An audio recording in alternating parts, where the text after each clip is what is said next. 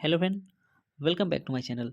दोस्तों, हम लोग रेलवे द्वारा पूछा गया जो प्रीवियस ईयर का जीके का क्वेश्चंस था, लगभग 15,000 क्वेश्चंस है ना। उसमें से भूगोल को पढ़ना शुरू किए थे और विश्व भूगोल पढ़ लिए थे और भारत का भूगोल स्टार्ट किए थे, है ना। लगभग 650 क्वेश्चन है ना, 650 क्वेश्चन अभी तक हम लोग पढ़ चुके हैं और आज हम लोग 651 से 700 नंबर क्वेश्चन देखेंगे भूगोल का, ठीक है ना। तो चलिए वीडियो को स्टार्ट करते हैं, बट इससे पहले आप चैनल पर नए हैं तो चैनल को सब्सक्राइब जरूर कर लेंगे, ठीक है। देखिए सबसे पहला क्वेश्चन, नीलगिरी पहाड़ियाँ के संबंध में निम्न में से कौन सा कथन सही नहीं है ना। नीलगिरी पहाड़ियों के संबंध में इनमें से कौन सा कथन सही नहीं है, ठीक है। तो हम डायरेक्ट आंसर का बात करेंगे। ये कर्नाटक का एक पहाड़ी क्षेत्र है, ये कर्नाटक का नहीं बल्कि ये नीलगिरी जो है ना तमिलनाडु में पड़ता है ना। ये कर्नाटक के क्षेत्र में नहीं पड़ता, कहाँ पड़ता है? तमिलनाडु में। ये गलत है, ठीक है। उसके बाद 652 नंबर क्वेश्चन देखिए, अरावली पर्वतमाला भारत के निम्नलिखित में से किस राज्य से होकर नहीं गुजरती है ना। अरावली किस राज्य से होकर नहीं गुजरती है? तो अरावली जो है ना महाराष्ट्र से नहीं गुजरती है। ये गुजरात, राजस्थान, हरियाणा के आसपास में पड़ती है, ठीक है। ये महाराष्ट्र से नहीं गुजरती है ना। उसको 653 निम्नलिखित में से पश्चिमी घाट में स्थित क्षेत्र का नाम बताइए ना। पश्चिमी घाट में स्थित जो क्षेत्र है इनमें से कौन सा है? तो वो है मालाबार क्षेत्र, है ना। मालाबार क्षेत्र पड़ जाता है पश्चिमी तट में, ठीक है ना, मालाबार क्षेत्र। उसके बाद 654 नंबर क्वेश्चन की बात करते हैं। देखिए 2020 में आयोजित एक आभासी मतलब वर्चुअल समारोह में नेपाल और चीन द्वारा संयुक्त रूप से माउंट एवरेस्ट चोटी की आधिकारिक तौर पर घोषित ऊंचाई कितनी है ना। तो देखो 2020 में जो आयोजित हुआ था एक आभासी मतलब वर्चुअल समारोह में नेपाल और चीन द्वारा संयुक्त रूप से, नेपाल और चीन द्वारा संयुक्त रूप से माउंट एवरेस्ट चोटी की आधिकारिक तौर पर घोषणा हुआ था ऊंचाई, है ना। तो वो ऊंचाई कितनी है? वो है 29,31.69 फीट, है ना। 29,31.69 फीट है ना। तो ये था लगभग 848.86 मीटर, है ना। 848.86 मीटर था, ठीक है। उसके बाद आते हैं 655 नंबर क्वेश्चन, हिमालय पर्वतमाला को किस में विभाजित किया गया है? हिमालय पर्वतमाला को किस में विभाजित किया गया है? तो वो है हिमाचल, हिमाद्री और शिवालिक। क्या नाम उसका? हिमाचल, हिमाद्री और शिवालिक में विभाजित किया गया है। किसको? हिमालय को। हिमालय को किस में विभाजित किया गया है? तो हिमाचल, हिमाद्री और शिवालिक में विभाजित किया गया है, ठीक है। उसके बाद आते हैं 656 नंबर क्वेश्चन को देखते हैं। देखिए हिंदू कुश पर्वत की सबसे ऊंची चोटी कौन सी है? हिंदू कुश जो पर्वत है उसकी सबसे ऊंची चोटी कौन सी है ना। हिंदू कुश पर्वत की सबसे ऊंची चोटी कौन है? तो वो है, क्या नाम है उसका? तिरिचमीर। क्या नाम उसका? तिरिचमीर हिंदू कोसी पर्वत का सबसे ऊंची चोटी है, ठीक है। उसके बाद देखिए अगला क्वेश्चन 657, हिमालय में धौलाधर पर्वतमाला डैश का एक भाग है। धौलाधर पर्वतमाला डैश का एक भाग है। हिमालय में जो धौलाधर पर्वतमाला है डैश का एक भाग है, तो वो है मध्य हिमालय का। मध्य हिमालय का एक भाग है धौलाधर पर्वतमाला, ठीक है ना। उसके बाद आते हैं, देखिए ये जो धौलाधर पर्वतमाला है इसका और भी है, जैसे कि धौलाधर हुआ मतलब क्या होता है मध्य हिमालय का ना, मध्य हिमालय का ना धौलाधर पर्वतमाला है, मसूरी पर्वत श्रेणी है, नागटिबा हो गया, पिरपंजाल हो गया, तो ये सभी किस में आता है? मध्य हिमालय में आता है।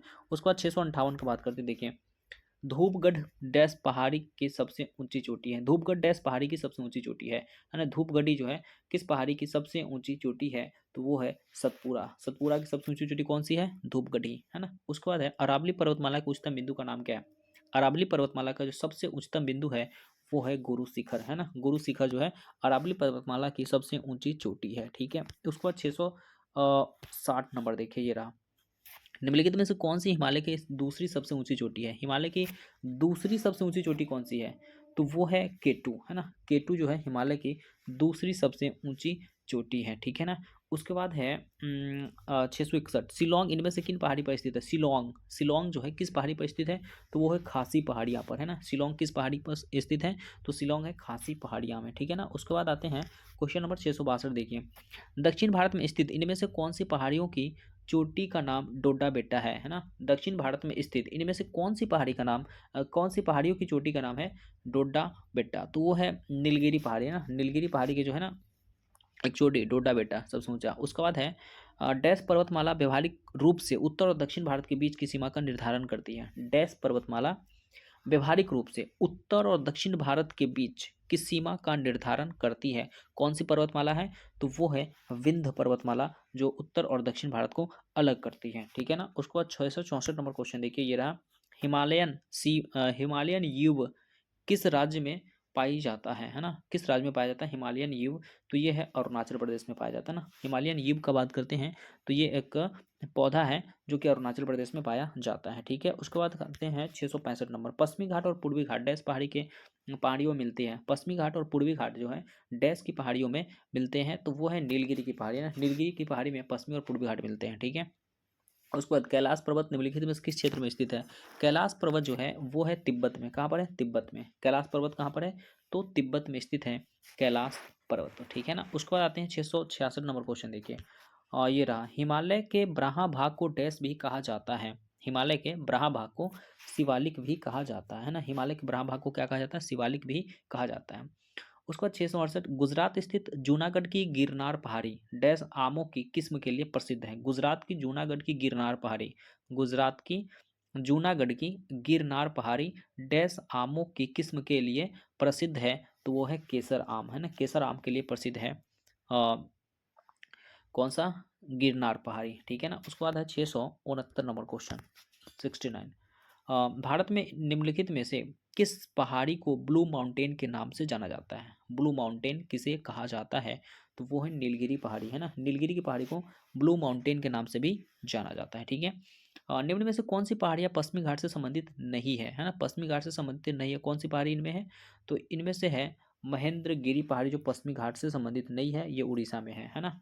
उसके बाद है 671 नंबर क्वेश्चन, ये रहा, इनमें से कौन सी नीलगिरी पहाड़ी की सबसे ऊंची चोटी है ना। नीलगिरी की जो सबसे ऊंची चोटी है वो है डोडा बेट्टा है ना। डोडा बेट्टा जो है नीलगिरी की सबसे ऊंची चोटी है। ठीक है, उसके बाद 672 नंबर क्वेश्चन देखिए, रायसीना हिल कहाँ स्थित है? रायसीना हिल कहाँ स्थित है? तो ये है राष्ट्रपति भवन वाले स्थान पर है ना। राष्ट्रपति भवन के पास में है रायसीना हिल। ठीक है ना। उसके बाद देखिए 673 नंबर क्वेश्चन को देखते हैं। ठीक है, 673 नंबर का बात करें तो क्या बोल रहा है? डैश एक पर्वत श्रृंखला है, डैश एक पर्वत श्रृंखला है जो अ, भारतीय प्रायद्वीप के पश्चिमी घाट के लगभग समानांतर चलती है और दुनिया में जैव विविधता के 8 सबसे आकर्षक सबसे आकर्षण के केंद्र में से एक है। कभी कभी इसे भारत के महान ढलान भी कहा जाता है ना। भारत के महान ढलान भी कहा जाता है। डैश एक पर्वत श्रृंखला है जो भारतीय प्रायद्वीप के पश्चिमी घाट के लगभग समानांतर चलती है और दुनिया में जैव विविधता के 8 सबसे आकर्षक केंद्र में से एक है। कभी कभी इसे भारत के महान ढलान के नाम से भी जाना जाता है, तो वो है पश्चिमी घाट है ना। भारत के महान ढलान भी कहा जाता है किसको? पश्चिमी घाट को। ठीक है, उसके बाद आते हैं 674 नंबर क्वेश्चन देखिए, डैश भारत के उत्तर में एक दीवार बनाते हैं। डैश भारत के उत्तर में एक दीवार बनाते हैं, तो वो है उत्तरी पहाड़ी है ना। उत्तरी पहाड़ी जो है उत्तर में एक दीवार बनाती है। ठीक है, उसके बाद पूर्वी भारत की पहाड़ी पट्टी मेघालय मूल रूप से डैश का हिस्सा था। मेघालय जो था है किसका हिस्सा था? तो वो है असम का हिस्सा था। ठीक है ना, किसका? असम का हिस्सा। उसके बाद आते हैं 676 नंबर क्वेश्चन को देखते हैं। ठीक है, देखिए 76, भारत के उत्तर में 3 पर्वतीय क्षेत्र का दक्षिणी भाग बाहरी हिमालय है जिसे डैश भी कहा जाता है। भारत के उत्तर में 3 पर्वतीय क्षेत्र का दक्षिणी भाग बाहरी हिमालय है जिसे डैश भी कहा जाता है, तो उसे शिवालिक रेंज कहते हैं। क्या कहते हैं? शिवालिक रेंज भी कहा जाता है। निम्नलिखित पर्वत श्रृंखलाओं में से किसके सबसे ऊंचे पर्वत को गुरु शिखर नाम से जाना जाता है? गुरु शिखर किसकी सबसे ऊंची चोटी है? गुरु शिखर, तो वो है अरावली पर्वतमाला की सबसे ऊंची चोटी गुरु शिखर। ठीक है ना। उसके बाद देखिए 678, अरावली पहाड़ी की सबसे ऊंची चोटी कौन सी है? अभी जस्ट था अरावली पहाड़ी गुरु शिखर है ना। अरावली पहाड़ी किसकी? अरावली पहाड़ी की सबसे ऊंची चोटी कौन सी है? गुरु शिखर है।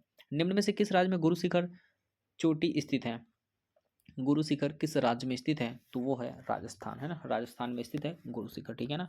उसके बाद देखिए 680 नंबर क्वेश्चन, नीलगिरी नीलगिरी पहाड़ियों को डैश के नाम से जाना जाता है। नीलगिरी पहाड़ी को नीला पर्वत के नाम से जानते हैं ना। नीलगिरी पहाड़ी को किस नाम से?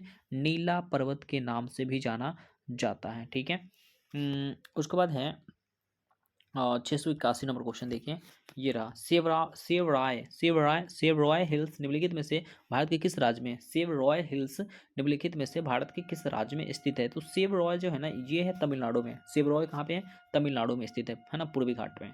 उसके बाद है टैगोर पहाड़ी बाद के किस जिला में है? टैगोर पहाड़ी जो है झारखंड के रांची जिला में स्थित है। टैगोर पहाड़ी कहाँ पर? झारखंड के रांची जिला में स्थित है। ठीक है ना।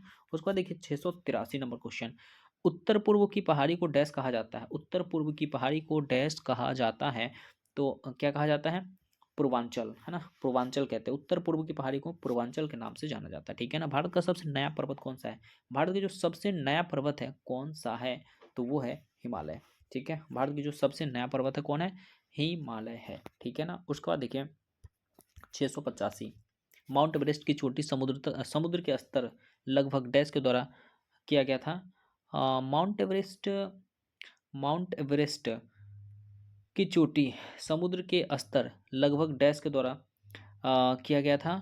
तो ये जो है ना 29,002 था, है ना, फीट मापी गई थी। माउंट एवरेस्ट की ऊंचाई जो है कितना मापा गया था? 29,002, ये हो जाएगा ना 29,002 फीट, लगभग 88-48 मीटर समुद्र तल से ऊंची, ठीक है। उसके बाद है भारत के मुख्य पर्वत की रेंज में इनमें से कौन सा पर्वत सम्मिलित नहीं है? भारत के मुख्य पर्वतों की रेंज में इनमें से कौन सा पर्वत सम्मिलित नहीं है?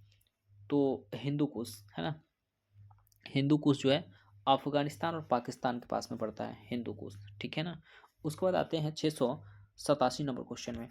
ये रहा माउंट एवरेस्ट डैश में स्थित है। माउंट एवरेस्ट का अगर बात करें तो कहाँ पे स्थित है? तो यह नेपाल में, माउंट एवरेस्ट नेपाल में स्थित है ना। निम्नलिखित में से कौन सी श्रृंखला भारत की प्राचीनतम पर्वत श्रृंखला है ना। भारत की जो प्राचीनतम पर्वत श्रृंखला है इनमें से कौन सी है? तो वो है अरावली पर्वतमाला, ठीक है ना, सबसे पुरानी पर्वत है भारत में। उसके बाद है 689, गुरु शिखर क्या है ना। गुरु शिखर का बात करें तो यह है अरावली रेंज की सबसे ऊंची चोटी। गुरु शिखर जो है अरावली रेंज की सबसे ऊंची चोटी है गुरु शिखर, ठीक है। दक्षिण भारत की सबसे ऊंची चोटी कौन सी है? दक्षिण भारत की जो सबसे ऊंची चोटी है वो है अनाईमुड़ी। कौन है दक्षिण भारत की सबसे ऊंची चोटी का अगर बात करें तो कौन सा है? अनाईमुड़ी है ना। इसका ऊंचाई 2696 मीटर है। अब आते हैं 691 नंबर क्वेश्चन में। ये रहा निम्नलिखित में से कौन सी पर्वत श्रृंखला वलित पर्वत का उदाहरण है ना। वलित पर्वत का उदाहरण निम्न में से कौन सी है? तो वो है हिमालय, है ना। हिमालय जो है वलित पर्वत का उदाहरण है ना। वलित पर्वत का उदाहरण कौन है? हिमालय। निम्न में से कौन सी भारत की नवीनतम वलित पर्वत श्रेणी है? नवीनतम भारत की नवीनतम वलित पर्वत श्रेणी का बात करें तो कौन सा है? हिमालय है ना। उसके बाद 693 नंबर क्वेश्चन देखिए। ये रहा एडीज। एडीज पर्वत श्रृंखला किस महाद्वीप में स्थित है ना। एडीज का बात करते हैं तो किस महाद्वीप में स्थित है? एडीज जो है ना ये है दक्षिणी अमेरिका में। कहाँ पर है? दक्षिणी अमेरिका में स्थित है। एडीज का बात करें तो दक्षिणी अमेरिका में स्थित है। और दुनिया में दूसरी सबसे ऊंची चोटी कौन सी है? दुनिया में दूसरी सबसे ऊंची चोटी का अगर हम बात करते हैं तो वो है K2, गॉडविन ऑस्टिन, जो भारत की सबसे ऊंची चोटी है, ठीक है ना। उसके बाद आते हैं 695, माउंट कंचनजंगा पर्वत क्या है? माउंट कंचनजंगा पर्वत क्या है? तो विश्व का तीसरा सबसे ऊंचा चोटी है, पर्वत है, विश्व का सबसे तीसरा ऊंचा पर्वत है माउंट कंचनजंगा ना। माउंट कंचनजंगा विश्व का तीसरा सबसे ऊंचा पर्वत है जो कि 8598 मीटर ऊंचा है, ठीक है ना। और उसके बाद है रोहतांग दर्रा निम्न में से किस राज्य में है? रोहतांग दर्रा का बात करते हैं तो यह हिमाचल प्रदेश में। रोहतांग दर्रा कहाँ पर है? हिमाचल प्रदेश में स्थित है रोहतांग दर्रा, ठीक है। 697 देखिए डैश नामक बाढ़कृत मैदानों के नए ताजे निक्षेप लगभग प्रत्येक वर्ष नवीनीकृत होने के कारण उपजाऊ होते हैं, इस प्रकार गहन कृषि के लिए आदर्श होते हैं, है ना। डैश नामक बाढ़कृत मैदान में नए ताजे निक्षेप प्रत्येक वर्ष नवीनीकृत होने के कारण उपजाऊ होते हैं और गहन कृषि के लिए आदर्श माने जाते हैं। उसे क्या कहते हैं? उसे खादर कहा जाता है। खादर कहा जाता है ना, मतलब बाढ़ में जो बहकर मिट्टी आता है ना, उसे क्या कहते हैं? जो जलोढ़ मृदा होता है ना, दो प्रकार का होता है, एक होता है खादर, एक होता है बांगर, ठीक है। जलोढ़ मृदा जो होता है दो प्रकार का होता है, एक खादर होता है, एक बांगर होता है। तो जो नया जलोढ़ होता है ना उसको खादर कहते हैं, जो नया जलोढ़ मिट्टी उसको खादर कहते हैं, पुराने वालों को बांगर कहते हैं, है ना। उसके बाद आते हैं 698 नंबर क्वेश्चन देखिए। गंगा का मैदान घग्गर और तीस्ता नदियों के बीच फैला हुआ है जिसमें लगभग 79% बेसिक बेसिन का क्षेत्र भारत में है। बेसिन कितने राज्यों और केंद्र शासित प्रदेश तक फैला हुआ है? बेसिन का बात करें तो कितने राज्य और केंद्र शासित प्रदेश तक फैला हुआ है? गंगा का मैदान घग्गर और तीस्ता नदी के बीच फैला हुआ है जिसमें लगभग 79% बेसिक बेसिन का क्षेत्र है, क्षेत्र भारत में है। बेसिन कितने राज्य और केंद्र शासित प्रदेश में फैला हुआ है? तो ये जो है ना 11 राज्य और केंद्र शासित प्रदेश में फैला हुआ है, ठीक है ना। उसके बाद चलते हैं 699। देखिए ये रहा सही कथन चयन करें, है ना, सही कथन चयन करें। देखो सही कथन सतपुरा पर्वत श्रेणी की सबसे ऊंची चोटी धूपगढ़ है ना, ये सही है। सतपुरा पर्वत श्रेणी की जो सबसे ऊंची चोटी है कौन सी है? धूपगढ़ी है ना। सतपुरा पर्वत की सबसे ऊंची चोटी कौन सी है? धूपगढ़ी है ना। भारतीय हिमालय की सबसे ऊंची चोटी कौन सी है, ये तो गलत है ना। K2 हो जाएगा। उसके बाद सतपुरा पर्वत श्रेणी की सबसे ऊंची चोटी, ये भी गलत है, यहाँ पे यह होगा धूपगढ़ हो जाएगा, है ना। अब पूर्वी घाट की सबसे ऊंची चोटी धूपगढ़, ये गलत है। तो सतपुरा की सबसे ऊंची चोटी कौन सी है, धूपगढ़, ये बात बिल्कुल सही है ना। उसके बाद आते हैं क्वेश्चन नंबर 711। बुंदेलखंड और बघेलखंड भारत की किस भौतिक विशेषता का हिस्सा है। बुंदेलखंड और बघेलखंड भारत की किस भौतिक विशेषता का हिस्सा है, तो वो है प्रायद्वीपीय पठार का। कहाँ का, प्रायद्वीपीय पठार का विशेषता है, ठीक है ना। तो ये रहा 50 क्वेश्चन का सेट। अब हम लोग कल 701 से 750 करेंगे भूगोल का, ठीक है। तो चलिए हम लोग मिलते हैं अगले वीडियो में, जब तक के लिए जय हिंद।